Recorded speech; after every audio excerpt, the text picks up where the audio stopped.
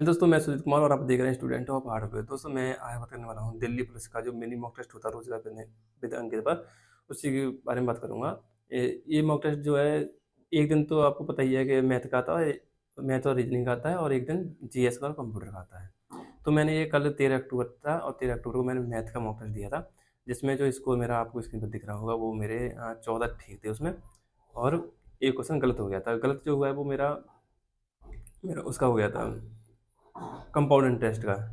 ये मेरा क्वेश्चन गलत हो गया था, और साथ ही सही, और तो सब सही थे। और मैं अगर एक्यूरेसी की बात करूँ, एक्यूरेसी भी ठीक ठाक थी, 93 के समथिंग एक्यूरेसी है, परसेंटाइल भी ठीक है।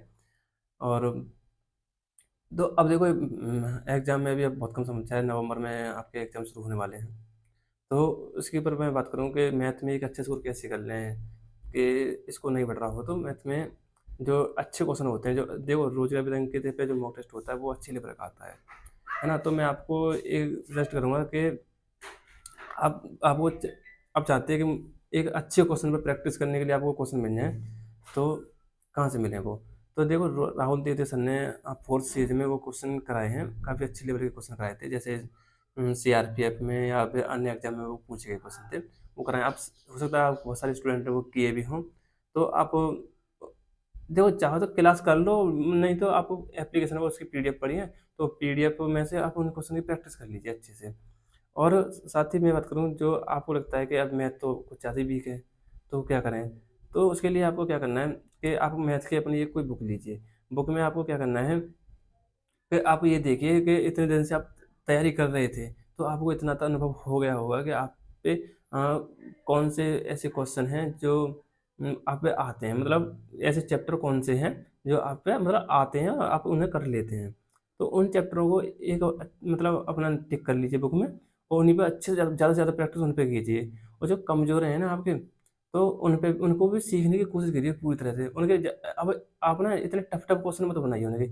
इजी-इजी क्वेश्चन जैसे जैसे हो ना, उन्हें बना के देखिए आराम से, ठीक है? जो आप पे नहीं आ रहे हैं ना, उसका ज़्यादा टफ क्वेश्चन मत देखिए, आप इजी-इजी देखिए। तो आप ऐसे अपनी तैयारी को करते रहिए, ठीक है? और साथ ही जो मॉक टेस्ट आप देते हैं ना, उसका एनालिसिस ज़रूर कीजिए, किया करो, क्योंकि मॉक टेस्ट देने का फ़ायदा तभी है जब आप उसका एनालिसिस करते हैं। मॉक टेस्ट का अगर आप एनालिसिस करोगे तो आप देखोगे कि आपके जो क्वेश्चन गलत हो गए हैं, तो आपको पता लग जाएगा कि आपके किस टॉपिक में कमी चल रही है ना? तो आपको पता चल जाएगा कि मान के चलिए आपके टाइम एंड डिस्टेंस का क्वेश्चन जो हर बार गलत हो जाता है ना? तो आप मॉक टेस्ट में देखोगे तो उस चीज़ को समझोगे भी, किस टाइम एंड डिस्टेंस में किस टाइप का क्वेश्चन गलत हो रहा है। तो उसी क्वेश्चन के आधार पर आप बुक से क्वेश्चन सर्च करके उन्हें सर्च करके उस पे आप प्रैक्टिस करोगे। तो प्रैक्टिस करोगे तो हो सकता है वो आपके समझ में आ जाएगा उस टाइप का क्वेश्चन। तो अगली बार को अगर वो क्वेश्चन आपको हो सकता है, मान के चल लीजिए इत्तेफाक से वो अगर आपके एग्ज़ाम में भी उसी टाइप का क्वेश्चन आ गया, तो आप बना दोगे आराम से। तो आप एनालिसिस ज़रूर कीजिए मॉक टेस्ट का, ठीक है? और तैयारी को आप जो अपनी प्रैक्टिस ज़्यादा से ज़्यादा करिए। आप प्रैक्टिस का इसमें आप ये चाहो कि मैं कुछ नया सीख लूँ, नहीं। अब जो पढ़ लिया है आपने उसकी प्रैक्टिस करते रहिए बार-बार, बार-बार, ठीक है?